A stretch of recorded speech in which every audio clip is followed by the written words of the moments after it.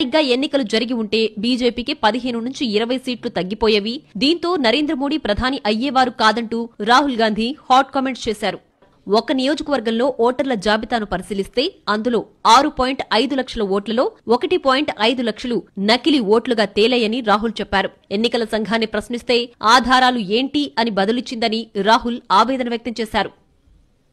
ఓట్ల చౌర్యంపై తమ వద్ద 100% సాక్ష్యం ఉందన్నారు రాహుల్ గాంధీ. మేం వీటిని వెల్లడించిన వెంటనే బీజేపీ కోసం ఈసీ ఓట్ల చోరీ చేస్తుందన్న విషయం దేశ ప్రజలందరికీ అర్థమవుతుందని అన్నారు. 2023 మధ్యప్రదేశ్ అసెంబ్లీ ఎన్నికల సమయం నుంచి అవకతవకలు జరిగాయని కాంగ్రెస్ కు అనుమానం ఉంది. ఆ తరువాత గత ఏడాది జరిగిన లోక్సభ ఎన్నికలు, మహారాష్ట్ర శాసనసభ ఎన్నికల్లో ఇదే పునరావృతమైంది. ఓటర్ల జాబితాల సవరణ జరిగి కోట్లాది మంది కొత్త ఓటర్లు నమోదయ్యారు. పూర్తి సమాచారం తెలుసుకోవడానికి ప్రయత్నిస్తే ఈసీ నుంచి సహకారం అందలేదు.